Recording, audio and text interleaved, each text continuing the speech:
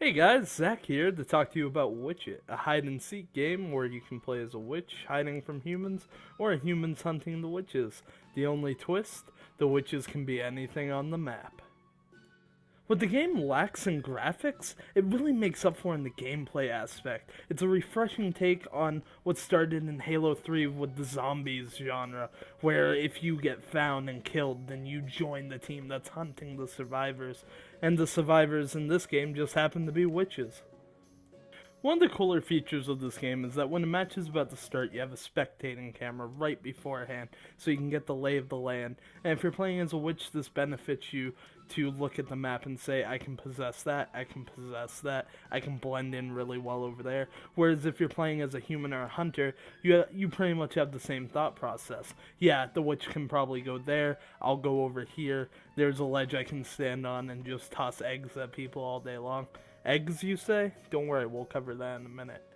The footage you're seeing now is my first ever game of Witch It, whereas I play a witch. Super cool, right? Let's get to possessing things. Except not quite, because the controls weren't laid out for me, so I didn't know exactly how to. So I was pressing buttons willy-nilly. For some reason, never clicked on anything, and that's why I didn't possess it, because that's how you actually do it. So instead, I spent the entire match running around like a chicken with my head cut off, running into hunters, running away from hunters, and needless to say, it didn't work out too well, as you're gonna see. One of the biggest issues I have with this game, and it's such a small issue, but it just blares out in the open, is the sound cuts off when the match starts.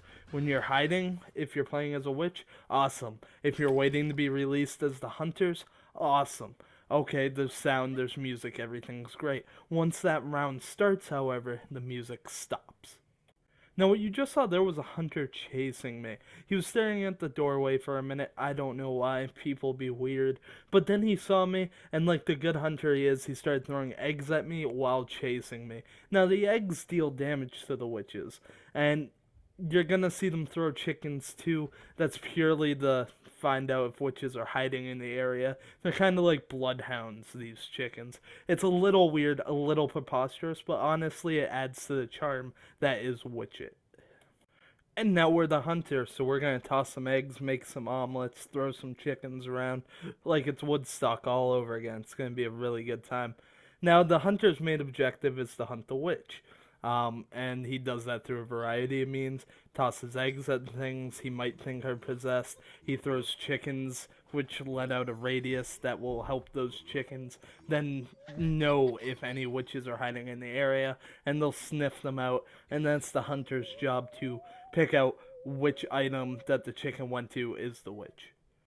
Which it does offer great variety in maps. While I've only played on 3 or 4, it's been a library, it's been a tropical island, it's been a snowy landscape, and from what I've seen, they do offer day-night variants of this to keep the same map spiced up and fresh, even if you have to play through it 4 or 5 times in a single sitting. Here you can see I finally figured out how to possess something as a witch. At first I'm a pineapple, then I move on to a firework. I'm a regular Katy Perry album, what can I say? So while the pineapple and firework didn't work out, one being too ridiculous, the other being too explosive, like Goldilocks, we found our just right moment with the piece of driftwood, the board. And nothing looks better on a tropical island than a floating piece of driftwood. There was a cost, however, to finding the perfect hiding spot in this game. While I may have been a piece of floating board, I actually found myself bored of the game because I wasn't moving around, I wasn't interacting, I was just hiding. And that happens a lot with Witch It, because once you find a spot, you just want to hunker down, you don't want to move, you don't want to give yourself away. And that's one of the flaws, but it's also one of the advantages too, because it's fun to blend in. You want to try and trick the other team, but it does get a little tedious just waiting around, waiting for someone to notice you. And while your heart does start to race once hunters are nearby throwing chickens, and the chickens come near you, that's about all the excitement that really offers. So the real question when you get down to it is Witch It worth buying? At $15, it's still in early access.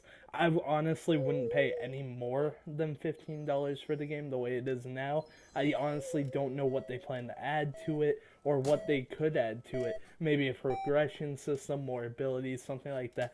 Something to keep the user tied in.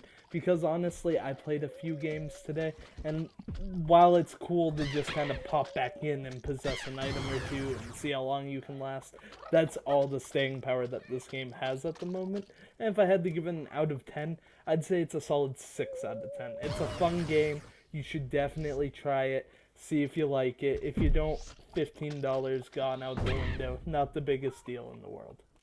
And a big shout out to the developers of Witch It for providing me with a Steam key, so I didn't have to pay the $15, which, had I known what the game was, I still would have, because I do want to see where this game goes. I want to see what they add, because it did hit all the right buttons for me. It just didn't hit those buttons long enough or hard enough. Alright guys, and while that may be it for Witch It, definitely not it for the Nerds Templar, because now we're going to be posting videos every Sunday, Tuesday, and Thursday. That's right, you heard it here. Sunday, Tuesday, Thursday. Thursday we're actually interviewing World of Warcraft YouTuber Mr. GM, or Mr. Game Master, you may know him as. A great friend of the channel, and it's going to be an interview you definitely don't want to miss. Alright guys, and while that may be it for Witch It, definitely not it for the Nerds Templar, because now we're going to be posting videos every Sunday, Tuesday, and Thursday. That's right, you heard it here. Sunday, Tuesday, Thursday. Thursday we're actually interviewing World of Warcraft YouTuber Mr. GM, or Mr. Game Master, you may know him as.